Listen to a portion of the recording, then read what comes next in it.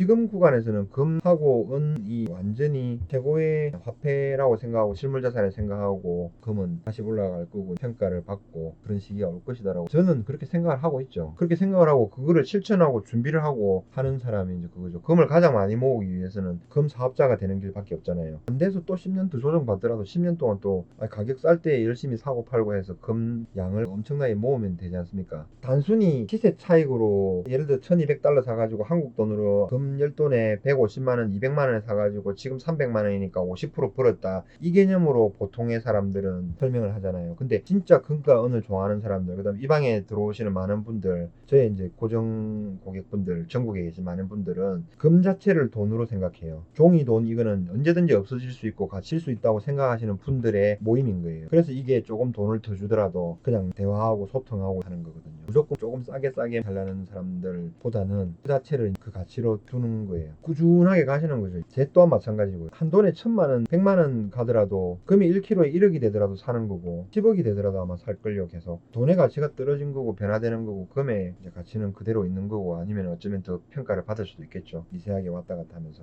남들이 하는 대로 하면은 절대 안 돼요. 현실은 인정을 하고 블루오션이라 그러나요? 다른 사람들이 하는 거. 저 같은 경우에는 그래요. 전국에 금거래소, 금은방 하는 사람들 있잖아요. 어떻게 사업을 하고 어떻게 하고 규모가 어떻게 되고 어떤 생각을 가지고 있고 하는 거를 지나가면서 계속 파악을 하는 거죠. 파악을 하면서 그 사람들이 안 하는 거를 해야 되는 거죠. 그래야 제가 가치가 이제 있는 거니까. 남들하고 똑같이 하면은 절대 그게 안 되겠죠. 특히나 돈은 다수한테로 절대 안 가거든요. 세상에서 유일하게 거꾸로 흐르는 게 돈이라 그러잖아요. 생각 자체가 조금은 다를 수는 있는 거죠. 남들이 한다 그러면 절대 안 하죠. 제 경험상으로 보면 옛날에 미래에셋의 박현주 씨가 처음에 박현주 펀드 만들고 수익 엄청나게 냈거든요. 그러면서 미래에셋 정권 지점장하고 직원들이 뭐 이 펀드 들면 대박 난다 이렇게 얘기하고 했는데, 그만하시라, 나중에 되면 큰일 난다 이렇게 얘기했거든요. 결국은 초창기에 한두 번 그거 하고 있는데 그 펀드들 전부 완전 박살이 났잖아요. 수탁 수수료, 판매 수수료, 유지 수수료 이런 거 받고 박현주 씨만 미래에셋 크나큰 그룹으로 가는데 그게 된 거잖아요. 근데 나머지 분들은 엄청나게 손실을 본 거죠.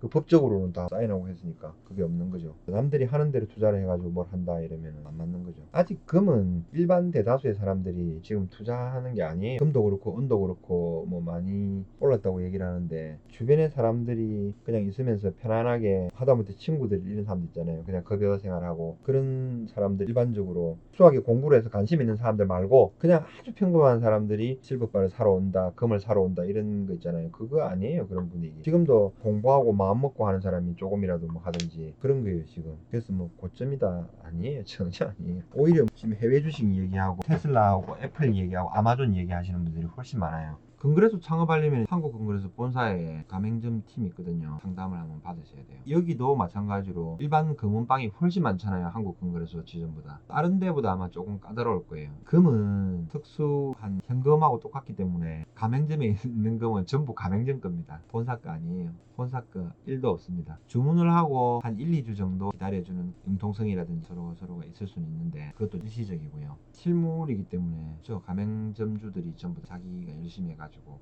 벌어서 이제 모으는 거죠. 그래서 이제 편차도 좀 심해요. 똑같은 상황이라도 똑같이 시작하고 더 어떻게 시작하는 것보다는 어떤 방법으로 어떻게 해야지 되지 긍정적으로 생각하는 거예요. 안 된다고 생각하면 안 되는 거죠. 무조건 창업 비용 많이 들어요. 제 생각에는 정말 작게 시작해도 한 5억 이상 들걸요. 정말 작게 시작해도 붉은 채우고 하려고 그러면 감당 안 되는 거고요. 상권 좋은 곳에 실평수가 일단 15평 이상 있어야 되고 거기를 인테리어를 한다고 생각을 한번 해보세요. 그 비용만 해도 물건 안 들어가도 장난 아닐걸요. 진열장이라든지 이런 거 고급적으로 해야 되거든요. 흑경하고 이런 식으로 해가지고 일 중독이라 그래야 되나요? 그냥 성취감 있잖아요. 제가 목표한 걸 세우고 그걸 자꾸 깨지면서 도전하고 이렇게 하는 거 있잖아요. 거기서 이제 성취감을 느끼는 거, 그거를 행복이라고 생각하면서 살아가는 사람 같아요. 이 좀 희한한 부류죠. 그래서 덜 누워서 쉬면서 하는 그런 게 힐링이라고 생각을 안 하죠. 골드바에 구입할 때는 수표보다는 차라리 송금이 낫죠. 수표가 제일 안 좋은 거예요. 수표는 일단은 자기 은행께 아니면은 보통은 다음날 뭐 12시, 1시 이후 돼야지 이제 결제를 받을 수 있는 거고, 금은 하루하루 시세가 변동이 되잖아요. 그래서 바로 해지가 이제 안 되는 경우도 있고, 수표로 진짜 나쁘게 장난치는 사람이 있어요. 저희 같은 데 와가지고 키로바 1kg 살 거다, 뭐 2kg 살 거다, 5kg 살 거다, 3kg 살 거다 이렇게 하거든요. 그럼 너 골드바 그런 거 있냐 물어보거든. 그럼 그거 팔려고 있습니다 뭐 해가 어디서 구하든지 뭐 할 거 아니에요. 수표를 받아가지고 수표 당장 확인해 보거든요. 카드 단말기나 이렇게 해가지고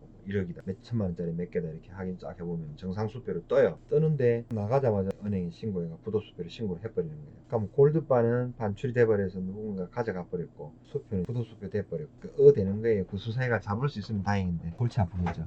그래서 수표는 굉장히 싫어해요. 달러로 실물 살 수 있어요. 달러 현금 들고 오시면 저한테 살 수 있잖아요.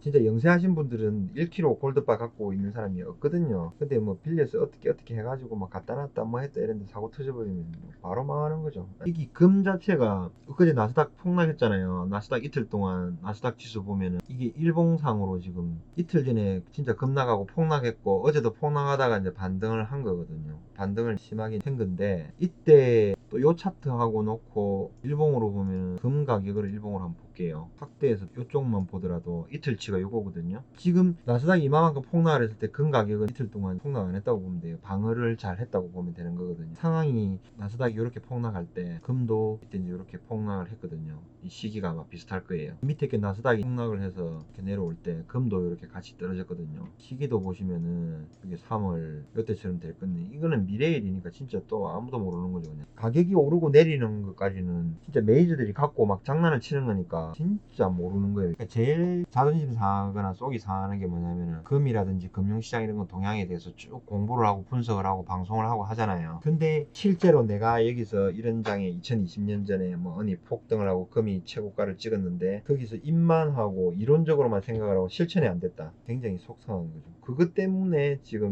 부여잡고 할 수 있을 수도 있는 거죠. 진짜 전쟁이 시작됐다는 게 금하고 은에서도 지금 시작된 거예요. 금과 은과 달러와의 패권 있잖아요. 나스닥 이런 거 관련돼 가지고 수십조 수백조를 움직이는 사람들의 그게 있는 거죠. 그런 전쟁들이 시작됐기 때문에 언제 어디까지 올려서 어떻게 될지는 모르는 거예요. 저번에 누가 질문을 주셨는데 지금 이 상태에서 뭐 예를 들어 쌍봉을 찍고 조정을 받고 추가적인 하락을 해가지고 더 장기 조정을 갖다가 올릴지 아니면 여기서 기간 조정만 해가지고 또 올릴지 그거는 진짜 아무도 모르는 거거든요. 미래의 일이기 때문에 어느 누가 예측한다고 맞출 수가 있는 거 아니에요. 메이저들이 어떻게 설계를 하고 또 시장 상황에서 어떻게 바뀌느냐에 따라서 이 가격들이 형성되는 거잖아요. 저점과 고점이라든지 그런 게 있기 때문에 그래서 아주 중장기적으로 봐야 되는 거죠. 이게 뭐 어떻게 간다 뭐 어떻게 된다 그거를 뭐 안다 봐라 내 말이 맞지 않은 거는 말이 안 되는 얘기죠. 저점인가 이런 거는 아무도 몰라요. 가격이 사고 팔고 어떤 큰 세력들이 물론 만지고 작업을 하겠지만 그렇습니다. 나스닥 같은 경우에도 어제도 엄청나게 폭락시키고 하면서 이 저점이라든지 대략적인 건 알아도 이거는 뭐 아무도 모르는 거죠. 이 시장을 움직이는 메이저들도 이 11,142의 저점은 몰라요. 사고 팔고의 그런 과정 속에서 막 팔기도 하고 사기도 하고 하는 이런 과정 속에서 막 움직이는 거니까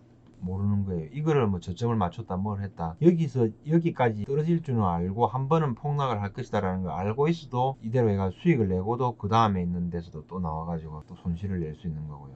작게 하시는 분들 크게 하시는 분들 할 거 없이 실제로는 자기 사업이나 하는 일에 열심히 하시고 실물을 가지고 있는 게 제일 뭐 솔직한 게 맞죠. 무겁게 가지고 있으면은 바로바로 팔 수 있는 그런 게 없잖아요. 그리고 레버리지를 활용을 안 하기 때문에 무겁게 가져갈 수 있으니까 결국은 수익이 난다라는 게 이게 맞는 거고 실물 도난은 집에 금고 하나 사두세요. 도난까지는 걱정하지 마세요. 금고는 무조건 사세요. 금고는 완전히 뭐 돈이 있는 부자들이라든지 엄청나게 돈이 많이 들어가는 그런 거 아니에요. 6, 70만 원만 해도 완전 중고로 해가지고 오면은 한 200kg짜리 그거 살 수 있어요. 쇳덩어리 있는 거 있잖아요. 부자가 되기 위해서 부자를 아까 부자 되려면 어떻게 해야 되냐고 말씀하셨잖아요. 금고 사세요 무조건. 그게 있으면 그게 무조건 귀중한 걸 채우고 싶어요. 어떤 식으로든. 그러면 부자가 된다니까요. 무조건 사세요. 금고 사면 부자 돼요. 그 안에 뭔가를 채워 넣고 싶은 욕구가 생기거든요. 예전에 한번 말씀드린 적도 있는데 비싼 거 아니에요. 100만 원 이하만 해도 되고 운송하는 도구 가지고 원하는 장소에 배치를 시켜줘요. 꼭 200kg이 아니라도 뭐 100, 뭐 40kg, 160kg, 180kg 막 있거든요. 그거 하시면 돼요. 거기 또 직접 가보시면 새 거 말고 중고로 있는 거 있거든요. 깔끔한 거 그런 거 해가지고 또 하셔도 되고 무거운 거 해놓으시면 돼요. 그거 못 들고 가요. 도둑이 들어와서 200kg를 못 들고 갑니다. 들고 가다가 자기 몸이 먼저 상해서 죽어요.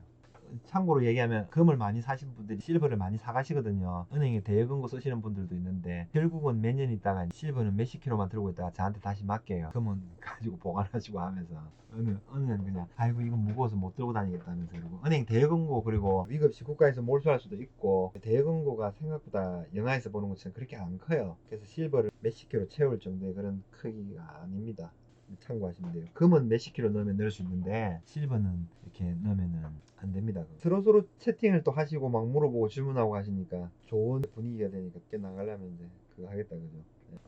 또 5시간 넘기겠다 이러다가 안 되겠습니다. 여기서 마무리를 하도록 하겠습니다. 참여하신 분들, 해주신 분들, 시청해주신 분들 너무 고맙고요. 다음에 또 시간 되면 많은 분들하고 같이 또 좋은 시간 낼 수 있도록 하겠습니다. 비가 오는지 모르겠는데 오늘도 시청해주셔서 감사하고 항상 건강하시고 행복하시고 다들 부자 되시기 바랍니다. 어려운 상황인데도 힘내고 뭔가 또 돌파구는 있지 않겠습니까? 감사합니다. 또 자주 뵙도록 하겠습니다. 들어가십시오. 좋은 주말 되십시오.